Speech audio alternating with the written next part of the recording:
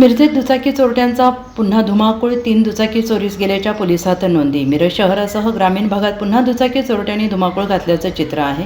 मिरज शहर आणि ग्रामीण भागातून 3 दुचाकी चोरीस गेल्याचा नोंदी पोलिसात झालेल्या आहेत. या प्रकरणी मिरज शहर ग्रामीण पोलीस ठाणे, मिरज शहर पोलीस ठाणे, महात्मा गांधी चौक पोलीस ठाण्यात गुन्हे दाखल आहेत. 15 ते 16 एप्रिल दरम्यान रात्रीच्या वेळी मालगाव येथून दुचाकी चोरीस गेल्याची घटना घडली. याबाबत वैभव विलास असाने, वय वर्ष 26, राहणार महादेव पार्क, पंढरपूर रोड, मालगाव यांनी पोलिसात फिर्याद दिली आहे.